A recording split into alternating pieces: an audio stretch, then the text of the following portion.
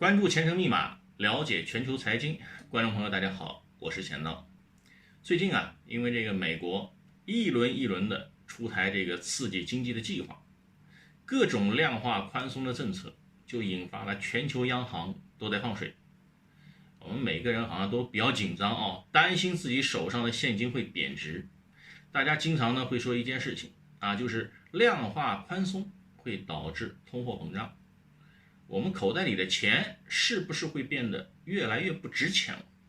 因为我们的钱都是辛辛苦苦赚回来的但是你看美联储动不动就是1万亿1万亿后面又发个2万亿这样的刺激计划，这个钱的话就好像被凭空造出来的因为美元是这个国际货币嘛我们大家都受到影响。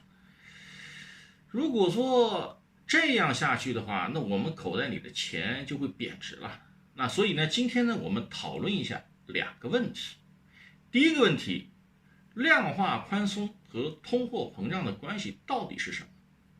第二个问题，美联储真的能这么无限量化宽松下去吗？首先咱们讨论一下第一个问题。我们要明白这个道理可能第一步就要想明白什么是量化宽松。其实量化宽松和印钱，我们并不能够把它等同为一体说到量化宽松，就好像是开了印钞机了，是吧？印钞机开了，哗哗哗的现金就流出来了，直升机撒钱，是吧？其实这个是错误的这种画面是不存在的，没有那么多现金被印出来即使它是作为记账的电子符号，那也不可能。量化宽松并不等于直接把现金发出来所以我们先看一看量化宽松是什么。这个并不是说只是为了印钱这些简单的造了一个比较科学化的名词，是吧，来忽悠老百姓的其实不是这样的量化宽松和印钱实际上是完全2个不同的概念。美联储里面那些人那不是什么愚蠢的人他们都是很聪明的。否则你想，大家想一想，美国欠了全世界那么多钱，20多万亿美金为什么他不直接把钱印出来还给各个国家不就完了吗？干嘛这么1万2万的这样慢慢的印钱呢？是吧？美联储没有那么傻如果说他们这样做，那美元信用可就真的完全没了，全世界任何一个国家都不可能再跟美国做生意了。我们要知道当这个经济发生危机的时候，市场上由于各种原因我们比如美国吧，你不管911也好，或者说现在新冠疫情也好，2008年那个次贷危机也好，老百姓都停止消费了，捂紧了自己的口袋。为什么？因为害怕这是很正常的。那么这个时候怎么才能够让经济能够变得活跃起来呢？这就需要中央银行各国的银行去把现金注入到我们这个金钱系统里面。央行用这个钱主要干嘛呢？是买一些金融资产或者债券以这个政府债券为主，当然也可能有其他的，比如说企业债券、抵押担保，他们都会购买。但是这样的话呢，就会导致资产价格增加因为这些钱的话的确是他们凭空造出来的，钱去买了一些资产，就会有更多的钱被释放到我们的经济体当中去了。那么钱释放到经济体当中去以后，银行呢就会增加它的一个银行贷款，它把更多的钱贷出去，贷款出去，那就导致的结果是什么？就是我们这个借贷成本就会下降利息会降下来。而借贷成本下降以后，再加上资产价格增加了，那就会导致这个社会总财富它会增加。这样的话，无论是对股票也好，还是对其他的有形资产也好，这些价格都会上升。而对于企业而言的话，他们借贷成本下降了，这就让企业会更容易去花钱。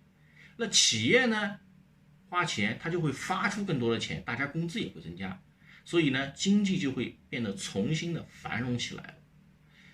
那么从央行发出这么多钱出来到这个经济体当中需要做的很重要的一件事情就是什么？叫控制通货膨胀率。我们说到这个通货膨胀率，那么这么多年来积累下来的经验是什么呢？就通胀率控制在2%左右，那是属于正常的啊，也是健康的。那为什么要进行量化宽松呢？平时好好的时候，那不需要进行量化宽松，只需要通过利率来微调经济，那就可以了。但是如果发生了一些重大的经济事件的时候，那没有办法呀，必须通过直接注入现金，这样的话呢，才能够增加经济的活跃度。但是大家看一看这个过程，你觉得这个量化宽松跟直升机直接撒钱的区别在哪里呢？其实首先呢，就是什么？就是要控制通货膨胀啊。刚刚都讲，大家都知道解放前的金圆券怎么就变成废纸了？那就是撒钱的结果。委内瑞拉那个钱怎么也变成废纸了？一样就是无限制的去撒钱的结果，没有控制通货膨胀。第二个呢，美联储它把钱印出来，并不是直接把钱投入到市场，它是去干嘛呢？去购买债券这样一些金融产品。那为什么要经过这一道手呢？它跟直接发钱有什么区别呢？因为还有一个回购的问题，就是美联储买来债券，它是希望什么呢？未来有一天经济能够变好转了，那么再把这些债券把它卖出去，那多印的钱你是不是就收回来了？收回来它就可以销毁了。你这样的话呢，它就可以用时间来换取经济的回暖。所以问题的关键不是它现在是不是实行量化宽松这样一个政策，而是未来它怎么把这个钱再收回来。打个比方比如说像08年次贷危机的时候这之后的话，美联储就执行过3次量化宽松政策。前2次在16年、17年经济比较好的时候就把钱收回去，第3次本来想收回去的，结果碰到新冠疫情收不回去了，还要进行第4次量化宽松，而且这一次的规模比以往任何一次都大。那么下面问题就来了，美联储说这个无限量化宽松，那它真的能这么无限量化宽松下去吗？答案肯定是不能的，因为是有极限的。美国银行分析师做过计算因为我们前面刚刚说这个量化宽松，它主要是买市场上这些债券嘛，量化宽松不可能直接去买股票也不可能说直接到我们普通老百姓手里面去买房。那市面上可买的债券能有多少？一共就那么多。另外的话呢，美国也有一些法律上的要求，它不可能全部买走。所以呢，量化宽松的极限在这个美国银行的分析师算了以后，就是8万多亿，多了没有没得可买了。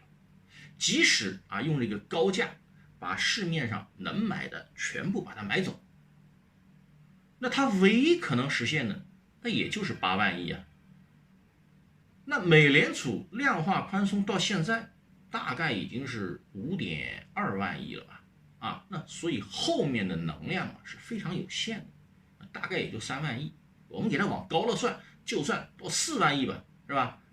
那也不可能像他们说的是无限制的所以呢，我们总结一下量化宽松是在经济发生重大危机的时候，政府为了刺激经济出台的暂时性的办法，跟直升机撒钱那是有本质区别的。量化宽松呢，是用印的钱来换取时间，然后呢，再用这个时间来换经济的复苏。美联储它绝不可能真的无限量化宽松下去，极限也就8万亿。当然呢，可能有朋友会问如果说按照美国现在疫情这么严重，假设这个8万亿都搞完了，美国会怎么样？会不会股市崩盘？会不会经济崩溃这个问题我没办法回答可能那个时候真的要看美国的国用了。总之呢，钱是真的可以买来时间的，但是时间未必会能买来经济的复苏。美国现在大选在即，你不管是获胜的是川普还是拜登，接下来的4年任重道远。好的，感谢收看我的节目，点击关注并转发，签到不胜感谢。